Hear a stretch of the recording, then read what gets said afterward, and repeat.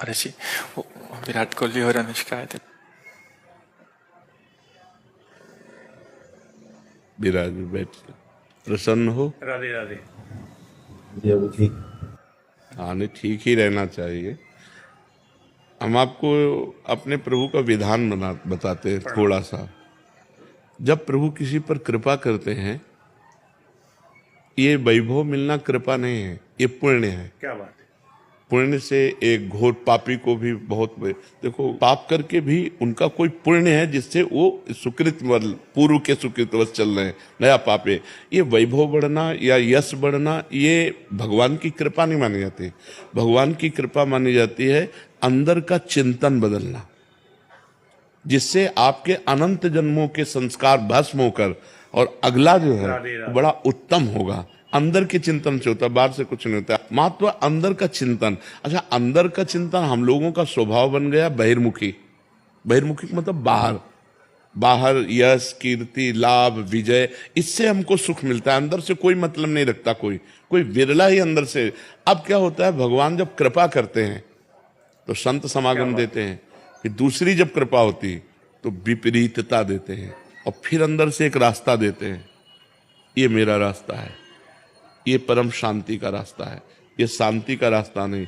भगवान वो रास्ता देते हैं और जीव को अपने पास बुला लेते हैं। बिना प्रतिकूलता के संसार का राग नष्ट नहीं होता। किसी को भी वैराग्य होता है तो संसार की प्रतिकूलता देखकर वैराग्य होता है। सब कुछ हमारे अनुकूल है तो हम आनंदित होकर उसका भोग करते हैं।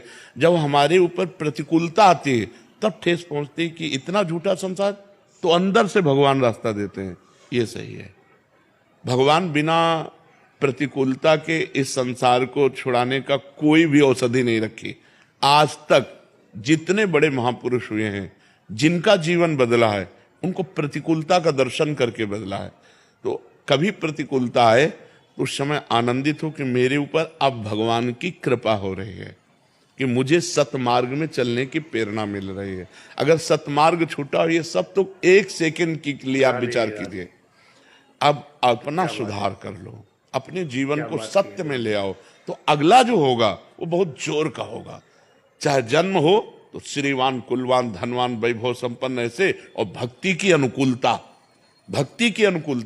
खास बात श्रीवान, धनवान, कुलवान नहीं, खास बात भक्ति की अनुकूलता। अगर इस जन्म में भगवत प्राप्ति नहीं हुई तो भगवान श्री कृष्ण ने गीता में कहा है कि मेरे भक्त का नाश नहीं होता। मैं कुलवान, धनवान, श्रीवानों के कुल में जन्म देता हूं और फिर पुनः भक्ति का माहौल देता हूं, और पूर्व का जो भजन छूटा हुआ हो वहीं से उसको। अब बिल्कुल ऐसे ही रहो जैसे रह रहे हो, बिल्कुल संसारिक बन करके रहो, लेकिन अंदर का चिंतन आपका बदल जाए। अंदर के चिंतन में आपकी यश की भावना न रह जाए, अंदर के चिंतन में आपको धन बढ़ाने की भावना न रह जाए। अंदर का चिंतन हो जाए, प्रभु बहुत जन्म व्यतीत हो गए, अब एक बार आपसे मिलना चाहती हूँ, एक बार आपसे मिलना चाहते हैं प्रभु, मुझे आप चाहिए, अब संसार नहीं। तो बात बन जाएगी, तो इसलिए आनंद पूर्वक भगवान का नाम जप करो, बिल्कुल चिंता मत करो। बाबा, क्या नाम जप से हो जाएगा पूरा? ये हम अपने जीवन का अनुभव बताते हैं। सांख्य योग और अष्टांग योग और कर्म योग और भक्ति योग, चारों योगों में प्रवेश रहा है। पहले हम सन्यासी रहे हैं 20 वर्ष सन्यासी रहे काशी विश्वनाथ जी। तो हम सांख्य योग, अष्टांग योग, जो अष्टांग योग है ना, अष्टांग योग, कर्म योग, इन तीनों को अच्छी प्रकार जान करके और फिर भक्ति योग में आए हैं। स्वयं भगवान शंकर से बढ़कर कोई ज्ञानी तो नहीं ना, सनकादि से बढ़कर कोई ज्ञानी नहीं। वो हरिश शरणम सनकादि हर समय जपते रहते हैं। भगवान शिव राम राम राम राम राम राम जपते रहते हैं। हम वृंदावनवासी प्रिया प्रीतम के उपासी, तो जो राम में राह है वही राह है, जो धा है ये रस देने वाली वस्तु है।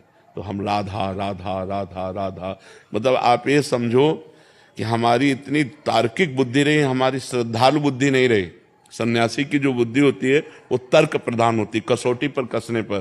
तो हम केवल भावुकता में राधा राधा का प्रचार नहीं कह रहे कि हमने सुना और ऐसे ग्रंथों में पढ़ा और ऐसे कह रहे, स्वयं स्वाद लेके कह रहे और विश्वास के साथ कह रहे कि यदि आप राधा राधा जपते हो तो इसी जन्म में भगवत प्राप्ति हो जाएगी, इसी जन्म में।